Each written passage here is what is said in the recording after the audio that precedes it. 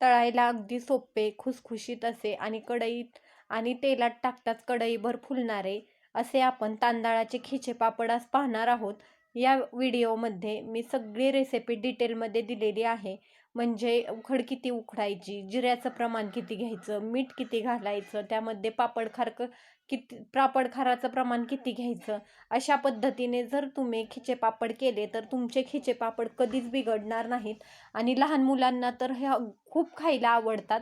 कारण ते वेपर्सच्या पुड्यामध्ये जसे वेपर्स भेटतात तसेच हे चवीला लागतात. त्यामुळं खूप छान अशी चव असते ह्याची. तर तुम्हीही नक्की ट्राय करा तांदळाचे खिचे पापड. आणि ह्याला जास्त ऊनही लागत नाही, म्हणजे कमी उन्हातही तुम्ही ते सुकवू शकता. अगदी 2-3 दिवसातही सुकवले तरी चालतात. तर बघा, मी तुम्हाला पापड तोडून दाखवते.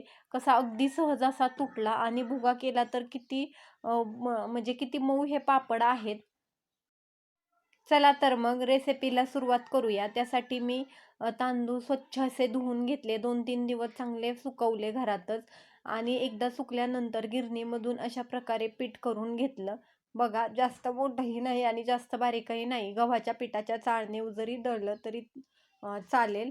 आता मी 2 वाट्याचं खिचेपापड करणार आहे. त्यासाठी मी 2 वाट्या, सपाट 2 वाट्या मोजून घेतलेल्या आहेत. मोजून का घ्यायचं?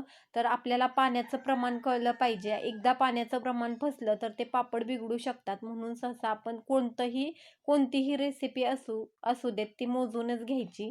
बघा, मी 2 वाट्या तांदळाचं पीठ घेतलेलं आहे आणि आता 2 वाट्या तांदळाच्या पिठाला मी त्याच वाटीनं 3 वाट्या पाणी घेतलेलं आहे मोजून. आणि 3 वाट्या पाणी घेऊन गॅस फुल केलेला आहे. ते पाणी कडकडीत असं उकळून घेतलेलं आहे. आणि त्याच पाण्यामध्ये मी 1 चमचा जिरं, 1 चमचा मीठ आणि अर्धा चमचा पापडखार घेतलेला आहे. त्याला एक उकळी आली म्हणजे चांगलं पाणी उकळलं की गॅस बंद करायचा आणि जे आपण मोजून घेतलेलं पीठ होतं ते त्यामध्ये मिक्स करायचं. आणि मिक्स करताना उलातनं किंवा पळी वापरायची नाही. तर प्रत्येकाच्या घरात बेलणं असतं. बेलण्याच्या साहाय्याने ते पीठ गरगटून व्यवस्थित असं घ्यायचं. चमच्याच्या किंवा उलातण्याच्या साहाय्याने व्यवस्थित पीठ गरगटलं जात नाही. त्यामुळं बेलण्याच्या साहाय्याने पीठ गरगटून घ्यायचं. बघा, मी तुम्हाला दाखवते. अशा पद्धतीने सगळं पीठ व्यवस्थित आणि एकाच बाजूने हलवायचं. बघा, अशा पद्धतीने सगळ्या गाठी मोडून व्यवस्थित असं हलवून घ्यायचं आणि गॅस बंद करायचा. गॅस चालू ठेवायचा नाही. आता बघा, आपण ते पीठ मिक्स करून घेऊया सगळं. अशा पद्धतीने आपण ते मिक्स केलेलं आहे. आता व्यवस्थित असं मिक्स झालं म्हणजे ते गरम पाणी असल्यामुळे त्याच्यात मिक्स होतंच. आता व्यवस्थित असं एकजीव करून घेतलं की आपण चमच्याच्या साहाय्याने ते बेलण्याला लागलेलं सगळं पीठ काढून घेऊया. आणि एकदा का पीठ काढून घेतलं की आपण त्यामध्ये, म्हणजे ह्याची आपण उखड करणार आहोत. मग आता उखड करण्यासाठी ते थोड्या वेळ एक 4 ते 5 मिनिटासाठी बाजूला ठेवून द्यायचं. आणि एकदा का त्याला वाफ बसली की ते ताटामध्ये काढून घ्यायचं. बघा, अशा पद्धतीने ते सगळं पीठ ताटामध्ये काढून घेऊया. आणि आता ताटामध्ये पीठ घेतलं की गरम असल्यामुळे ते फुलपात्राच्या वाटीच्या किंवा तुम्हाला तांब्याच्या साहाय्यानेही तुम्ही असं स्मॅश करू शकता. बघा, मी तुम्हाला दाखवते. अशा पद्धतीने सगळं पीठ फुलपात्राच्या साहाय्याने, सहसा फुलपात्राने छान येतं, त्यामुळे फुलपात्राच्या साहाय्याने सगळं पीठ स्मॅश करून घ्यायचं. बघा, अगदी सोपे असे पापड आहेत, काही करायला अवघड नाही. आणि समजा जास्त ऊनही नसेल तरीही तुम्ही ते करू शकता. त्यामुळे मला हे पापड करायला खूप आवडतात. आता जरा थंड झालं म्हणजे जरा कोमट झालं की आपण हाताच्या साहाय्याने त्याचे गोळे करून घेणार आहोत त्या पिठाचे. हे बघा, अशा पद्धतीने आपण सगळे जवळजवळ मी 4 ते 5 गोळे केले त्याचे. म्हणजे जास्त मोठे गोळे केले नाहीत. आणि कुकरच्या डब्यामध्ये उखड करून घेण्यासाठी, म्हणजे उखडण्यासाठी ते ठेवून दिलं. आपण जशा पद्धतीने भात करतो तशाच पद्धतीने आपण ते उकडून घ्यायचं आहे. पण शिट्ट्या किती द्यायच्या? तर मी ह्या उकडीसाठी साधारण 3 मोठ्या आणि 1 बारीक शिट्टी दिलती. आता आपण जसा भात उकडायला घालतो, म्हणजे कुकरमध्ये पाणी घ्यायचं, रिंग टाकायची आणि तो कुकरचा डबा त्याच्यामध्ये ठेवायचा. फक्त आपण भाताला वरून झाकण घालत नाही. आणि उकडण्यासाठी, म्हणजे खिचे पापड करण्यासाठी त्या डब्यावर झाकण ठेवायचं. आणि आता कुकरचं झाकण लावून आपण शिट्ट्या करण्यासाठी ठेवूया.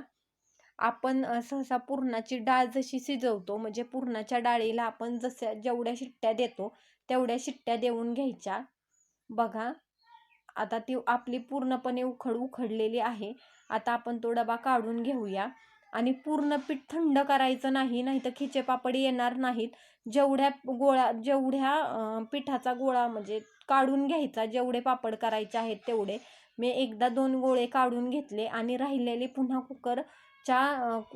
कुकरचा डबा कुकरमध्ये ठेवून दिला, जेणेकरून म्हटलं गरमच राहील. आणि जर समजा तुमचं पीठ खूप थंड झालं तर तुम्ही त्याला एक शिट्टीही देऊ शकता. काही पापड खराब होत नाहीत, काही नाहीत, खूप छान पापड होतात. आता कुकरचं झाकण लावून घेऊन बाजूला ठेवून दिलं, जेणेकरून ते पीठ गरमच राहील. आता आपण जे 2 गोळे घेतलेले होते ते चमच्याच्या साहाय्याने मी फोडून घेतले आणि जी प्रोसेस मगाशी केली, म्हणजे जसं वाटीच्या किंवा फुलपात्राच्या साहाय्याने आपण ते पीठ मळून घेतलं, त्याच पद्धतीने हे गोळे सुद्धा फोडायचे आणि फुलपात्राच्या साहाय्याने स्मॅश करून घ्यायचे. बघा, अशा पद्धतीने ते सगळे गोळे स्मॅश करून घ्यायचे. म्हणजे ते खूप गरम असतात ना, त्यामुळं हाताला भाजतीलच ते. त्यामुळं पहिल्यांदा फुलपात्राने सगळे एकजीव करून घ्यायचं. बघा, अशा पद्धतीने ते सगळे एकजीव करून घ्यायचं आणि नंतर आपण ते सगळं चिकटलेलं, म्हणजे ते तांदळाचं पीठ असल्यामुळं किंवा ते भातासारखं सगळं चिकट होतं, त्यामुळं ते व्यवस्थित असं स्मॅश झाल्यानंतर चमच्याच्या किंवा उलाटण्याच्या साहाय्याने व्यवस्थित असं सगळं काढून घ्यायचं आणि जसं आपण चपातीचा किंवा पुऱ्याचा गोळा मळतो तशा पद्धतीने ते पीठ मळल्यासारखं मळून घ्यायचं. बघा, अशा पद्धतीने आपण आधी ताटाला लागलेलं उलाटण्याच्या साहाय्याने काढून घेऊया, म्हणजे व्यवस्थित आपल्याला ते पीठ मळता येईल. बघा, आता आपल्याला ते आपलं काढून झालेलं आहे. आता मी काय केलं, हाताला थोडंसं तेल लावलं आणि आता ते कणकीच्या गोळ्यासारखं मळून घेतलं आणि जास्तही तेल लावायचं नाही.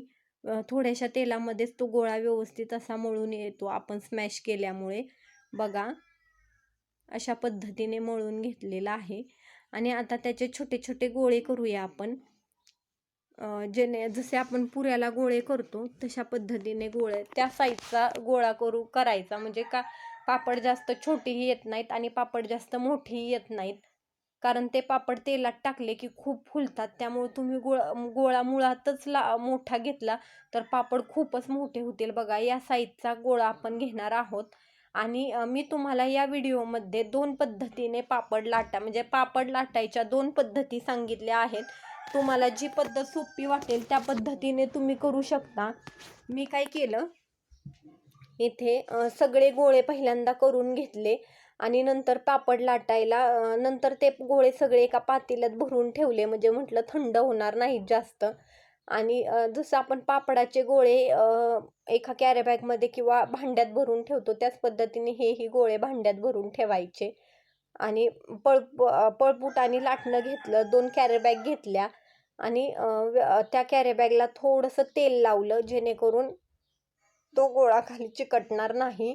बघा, अशा पद्धतीने तेल लावून घेतलं आणि दोन्ही साईडला, म्हणजे खालच्या आणि वरच्या दोन्ही साईडला तेल लावलं. त्यातला एक गोळा काढून आपण जसा पापड लाटतो, म्हणजे उडदाचा पापड आपण जसा लाटतो त्याच पद्धतीने लाटायचा. फक्त एवढंच की उडदाचा पापड लाटण्यासाठी आपल्याला आपण डायरेक्ट लाटतो तसा हा पापड थोडासा हाताने प्रेस करायचा आणि मग हलक्या हातानं लाटून घ्यायचा. बघा, अशा पद्धतीने साधारण एक छोटी पुरी असते ना तेवढा आकार ठेवायचा. खूप छोटा आणि खूप मोठाही आकार ठेवू नका. बघा, मी तुम्हाला दाखवते बेलण्याच्या साह्याने पापड लाटून. हे पापड करायला खूप सोपे असतात. प्रमाण चुकलं तरच पापड चुकतात. त्यामुळं जसं व्हिडिओमध्ये दाखवलेलं आहे त्याच पद्धतीनं तुम्ही जर प्रमाण वापरलं तर अजिबात पापड बिघडणार नाहीत. खूप छान असे पापड आणि वर्षभर हे पापड टिकतात. बघा, आता आपण काय करायचं, एक मोठा कागद घ्यायचा प्लास्टिकचा आणि घरातच मी सगळे पापड घरातच सुकवले, घरातच पेपर टाकलेला आणि दुसऱ्या दिवशी मी ते पापड उन्हात घातले आणि 2 दिवस उन्हात वाळून दिले. मग छान असे वाळले, म्हणजे कुरवड्यांसारखं ह्याचं नसतं की एकाच दिवसात वाळल्या पाहिजेत.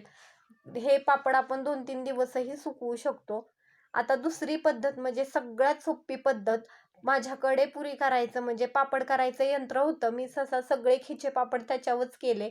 पण जर तुमच्याकडे पापड करायचं यंत्र नसेल तर तुम्ही सगळे पापड बेलण्याच्या साहाय्याने लाटले तरीही चालतील, म्हणून तुम्हाला मी दोन्ही पद्धती दाखवल्या.